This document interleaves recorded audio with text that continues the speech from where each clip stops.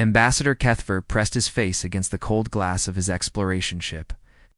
The galactic graveyard stretched out before him like a field of broken dreams. Twisted metal floated in the darkness alongside chunks of strange crystals that still glowed with faint light. This was where dead civilizations came to rest. His tentacles moved quickly across the control panel.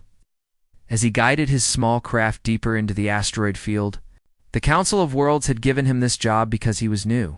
They wanted him to count and catalog all the memorial stones that drifted here in the cold space between stars. "Be careful, Ambassador," said his young assistant Veltar from the seat beside him. "Some of these debris chunks are bigger than our ship."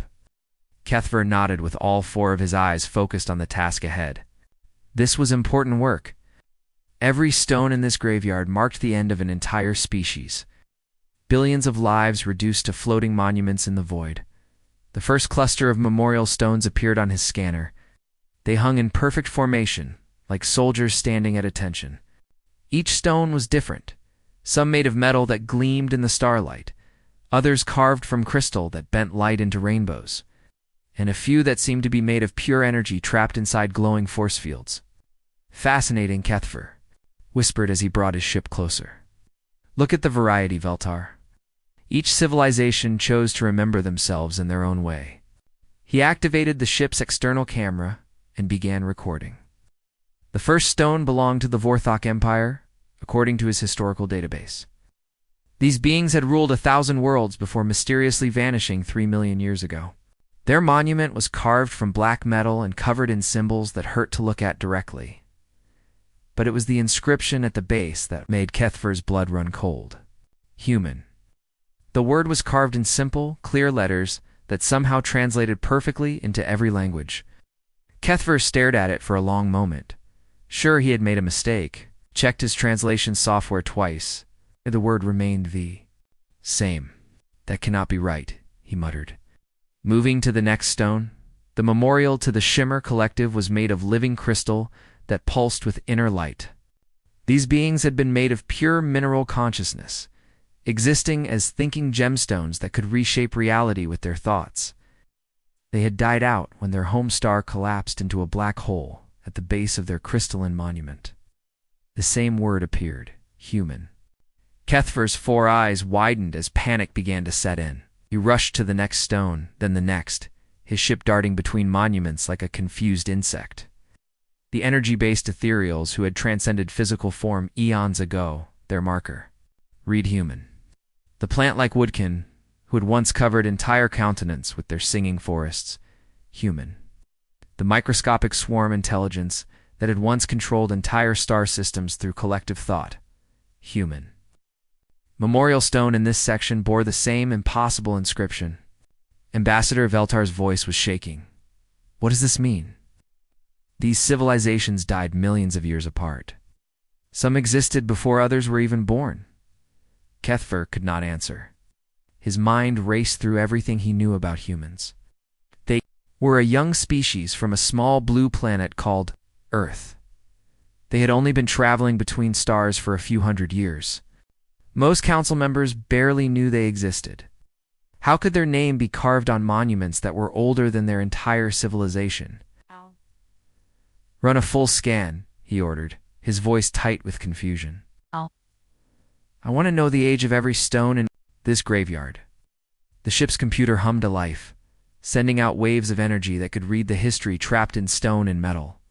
The results came back within minutes, and they made no sense at all. The oldest stone dated back 12 million years. The newest was only a few thousand years old. But every single one, regardless of age, bore the same inscription. Human. "This is impossible," Veltar whispered. "Humans did not exist 12 million years ago. No species lives that long." Kethver stared out at the endless rows of monuments stretching into the darkness. Thousands upon thousands of dead civilizations, all marked with the name of a species that should not have existed when most of them died. "Perhaps," he said slowly, "we do not know humans as well as we thought." He activated the ship's long-range communicator and sent a message back to the Council of Worlds. The signal would take days to reach them, but they needed to know what he had found. "Council Command, This is Ambassador Kethfer reporting from the Galactic Graveyard. I have discovered something that changes everything we know about galactic history. Every memorial stone in this graveyard bears the same inscription, regardless of the civilization it represents or the age of the monument. He paused, knowing how crazy his next words would sound. They all say human. I am expanding my investigation immediately.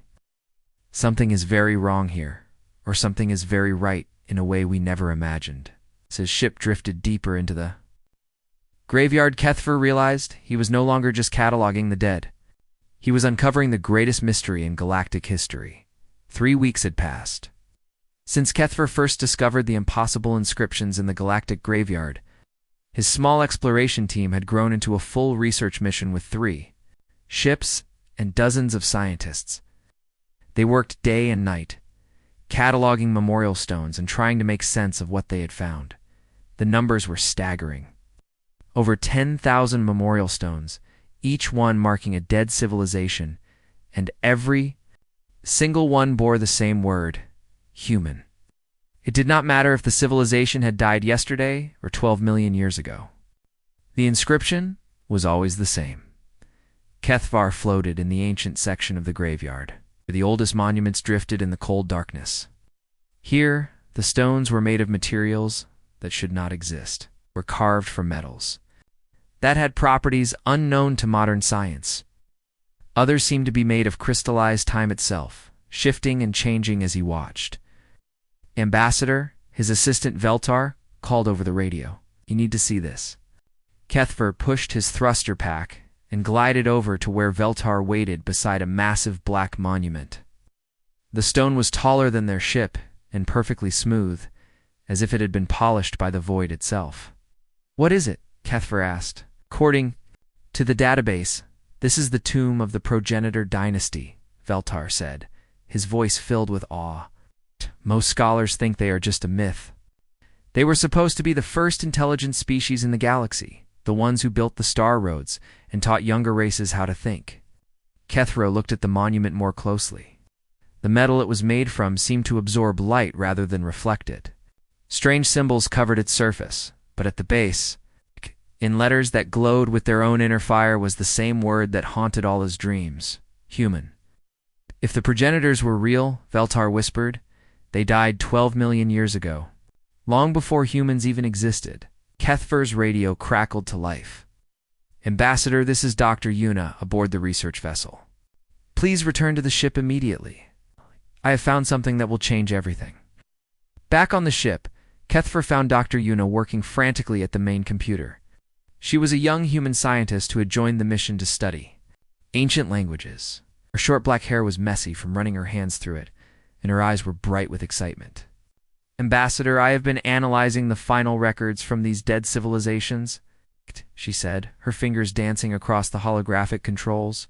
Every single one of them mentions the same thing in their last transmissions. The air above the computer shimmered, and suddenly they were looking at fragments of ancient texts.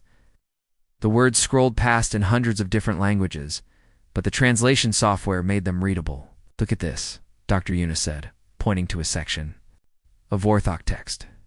They call them the Mercy Givers, beings who appeared during their final war and helped them survive for 3 more centuries.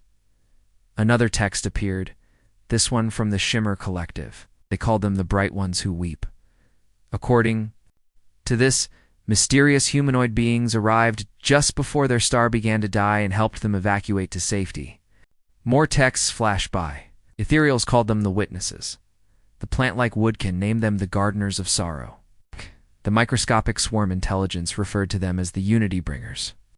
Every dead civilization has the same story, Dr. Yuna explained. Humanoid beings who appeared during their darkest hour. They brought no weapons, no advanced technology. They brought something else. What? Kethver asked. Time, Dr. Yuna said simply. According to these records, each civilization should have died out centuries or millennia earlier than they actually did. Something kept extending their existence, giving them more time to live, to love, to create. Kethver felt his 4 hearts beating faster. Show me the pattern of extinctions, Dr. Yuna's fingers moved across the controls, and suddenly, a three-dimensional map of the galaxy appeared in the air. Thousands of points.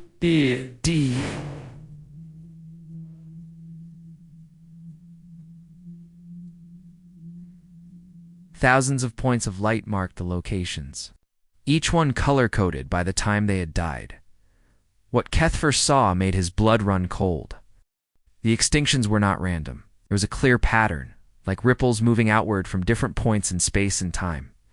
Lines of connection appeared between the civilizations, showing how the mysterious helpers had moved from one dying world to another by the Council's breath, whispered Veltar. Someone was traveling between these worlds trying to save them all. Not someone, Dr. Yuna corrected. Multiple someones. Some of these interventions happened at the same time on opposite sides of the galaxy. There were many of them, scattered across space and time. Kethver studied the map more closely. The pattern was beautiful and terrible at the same time. Showed a galaxy-wide effort to save the dying, to comfort the lost, to give hope to the hopeless. But why? He asked. Why would anyone do this? What did they gain? Dr. Yuna looked at him with sad eyes. According to the records, they gained nothing. They appeared, they helped, and then they died alongside the civilizations they tried to save. Every single time. The room fell silent as the weight of this revelation settled over them. Somewhere in the galaxy, there was a species that had been sacrificing itself for others for millions of years, and somehow, that species was humanity. The journey to the sanctuary worlds took Kethvera 2 months through the dangerous space at the galaxy's edge. These distant planets were where the last survivors of dead civilizations lived in exile. They were the only ones who could tell him what really happened when their worlds died. His ship approached the crystal moon of Shardhai first. The entire surface sparkled like a giant diamond, reflecting the light of 3 small suns. This was where the last members of the Shimmer Collective lived. Once, their species had numbered in the billions. Now, only 3 remained. Kethver walked carefully across the crystal ground. Each step created tiny musical notes as his feet touched the surface. The air here was thick and sweet, filled with the songs that crystal beings made when they breathed. Elder, Kyung, he called softly. I come seeking knowledge. Shape emerged from a crystal cave. Kethver had never seen anything like it. The being was tall and thin, made entirely of living crystal that bent light into rainbow patterns. When it moved, colors danced across its surface like liquid fire. I know why you have come, the elder said. Its voice sounded like wind chimes, singing in a gentle breeze. You want to know about the humans? Yes, Kethver said. I have found their names on memorial stones across the galaxy. I need to understand what they did. The elder's crystal body shifted and changed. Images began to appear inside the transparent form, like memories trapped in living stone. Kethver watched in amazement as the crystal being showed him the past. Came when our star began to die, Elder Kuhn said. We did not call for help, did not even know help was needed, but they came anyway, not as conquerors with weapons and ships. They came as mourners, weeping for us before we even knew we were dying. The images in the crystal showed a young, human woman standing on a platform of crystalline rock. She had dark hair and kind eyes that seemed filled with infinite sadness. Around her, the Shimmer Collective worked frantically as their star grew bigger and brighter in the sky. Her name was Jiwon, the elder continued. She arrived 50 years before our star collapsed. She brought no weapons, no technology we did not already have. She brought something far more precious. She brought us time. Kethver watched the memories unfold. The human woman worked alongside the crystal beings, teaching them how to move, their entire civilization to safer worlds. She showed them how to preserve their culture, their knowledge, their children. She taught us to build ships that could carry our essence, Elder Kuhn explained. She helped us find new homes among the core worlds. Because of her, we lived for 3,000 more years instead of dying when our star exploded. The images changed, showing the final days. The human woman was older now, her hair gray with age. She stood with the crystal beings as their new world began to fail. Even their rescue had only delayed the inevitable. When the end finally came, the elder said softly, she was there with us. She held our children as the light faded. She sang to us in the darkness. She chose to die with us rather than save herself. Kethvar felt his heart breaking. Oh, why would she do such a thing? Because that is what humans do, Elder Kyung replied. They cannot bear to let anyone die alone. From Shardhai, Kethvar traveled to 17 more sanctuary worlds. On each one, he found the same story told by the last survivors of dead civilizations. On the water world of Tittlehaven, he met Minho, the last of the aquatic people. Minho lived in a special tank that kept his gills wet, and when he spoke, his voice bubbled through the breathing apparatus that helped him survive in the thin air. A human named Sora came to us during the Great Plague, Minho said. Our people were dying by the millions. The disease turned our water toxic, and we could not find a cure. Minho's large eyes grew distant as he remembered. Sora worked day and night in our laboratories. She infected herself with the plague on purpose, using her own body to test possible cures. When she finally found one that worked, she was too sick to survive. But she saved your people? For 2,000 more years, Minho confirmed. The cure she created with her life bought us time to live, to love, to raise our children. When the oceans finally dried up, we faced the end, knowing that someone had cared enough to die for us. Kethvar heard the same story everywhere he went. On the desert world of Sandheart, a human named Hannah had helped the Glasswalkers build underground cities when their sun grew too hot. On the ice planet of Frostdeep, a human called Junho had taught the Snowsingers how to preserve their culture in crystal recordings before their world froze completely.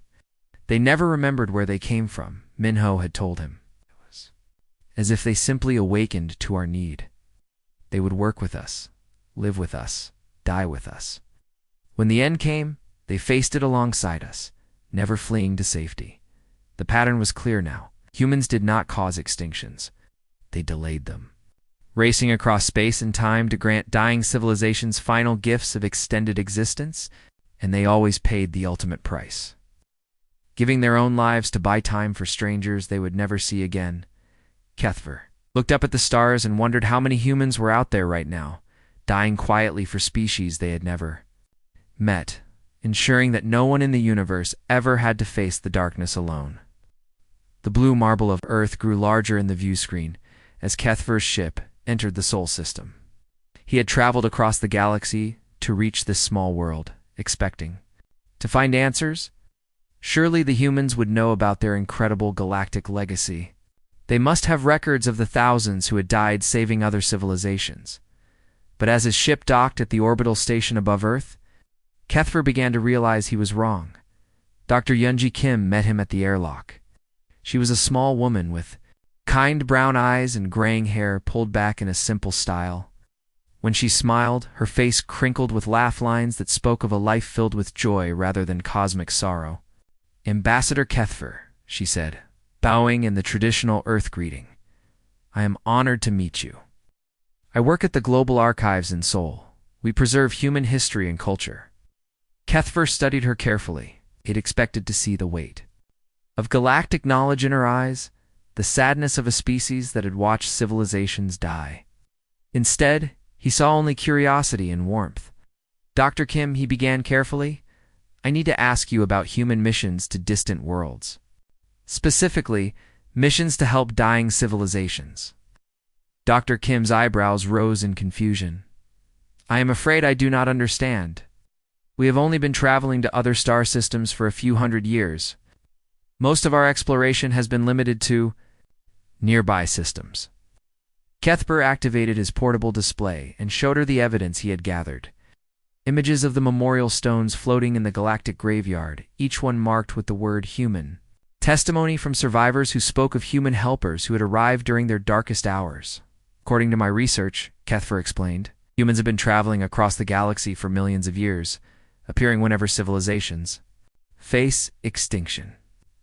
They extend the lives of dying species, often at the cost of their own. Dr. Kim stared at the images with growing amazement. Her hand shook slightly as she touched the holographic display, zooming in on the ancient memorial. "Stones? This is impossible," she whispered. "These stones are millions of years old. Humans have only existed as a species for a few 100,000 years. How could we have been saving civilizations that died before we evolved?" "That is what I hoped you could tell me," Kethver said. Dr. Kim was quiet for a long moment, studying the evidence. Finally, she looked up at him with troubled eyes. "Ambassador, I need to show you something. But first, let me ask you a question. Tell me about your heroes, the great beings from your species who disappeared during dark times." Kethver thought about it. "There have been a few. Brave Zephorians who vanished during wars or disasters. We assume they died fighting, yes," Dr. Kim said slowly. "That is what we assumed too. But now that you mention it, the pattern is very strange." She led him to a computer terminal and began pulling up historical records. The files appeared in the air as holographic text and images. "Throughout human history," she explained, "our greatest heroes have vanished during our worst crises. We always thought they died fighting or went into hiding, but they never left bodies. They just ... disappeared." The first record appeared. During the Black Plague in the 14th century, a healer named Juan worked tirelessly to save the sick. He developed new treatments that helped stop the spread of the disease. Then, at the height of the crisis, he simply vanished. No one ever saw him again. Another record replaced the first. During World War II, a resistance leader named Nari organized the underground movement that saved millions of lives. She was responsible for many successful missions against the enemy. Then, just before the tide of war turned, she disappeared without a trace. More records followed. During the climate crisis of the 21st century, a scientist named Taeyun proposed the revolutionary solution that saved Earth's ecosystem. His work prevented global collapse. But after presenting his findings, he walked out of the laboratory and was never seen again. Dr. Kim showed him dozens of similar cases throughout human history. Whenever Earth faced its darkest moments, heroes emerged to save the day, and then they vanished. "We made statues of them," Dr. Kim said sadly. "We wrote songs about them. We told stories to our children, but we never knew what really happened to them." Kethver felt pieces of the puzzle clicking into place. They were not dying on Earth. They were being called somewhere else. But how? Dr. Kim asked, and why Kethver had no answer. As they talked, he began to understand that humans had no conscious knowledge of their galactic mission. They were not deliberately sending heroes across space and time. Something else was happening, something beyond their understanding or control. "Dr. Kim," he said finally, "I believe your species has a gift that even you do not understand. When beings across the galaxy face extinction, somehow your greatest heroes are drawn to help them. They forget their origins, forget their lives on Earth, and dedicate themselves to saving strangers." Dr. Kim looked at the evidence again, her eyes filled with tears. "You mean all those heroes we lost, all those people who vanished? They are out there dying for others?" "They have been doing it for millions of years," Kethver confirmed. "Every memorial stone in the galactic graveyard bears witness to their sacrifice." "We do not even remember them properly," Dr. Kim said, her voice breaking. "They become myths and legends. We never knew they were out there, dying for strangers among the stars." Kethver spent 3 weeks on Earth, working with human scientists to understand their species better. What he discovered in their laboratories made his 4 hearts race. With excitement and fear, human brains were different from every other species in the galaxy. Deep inside their neural patterns, scientists found strange pathways that served no obvious purpose.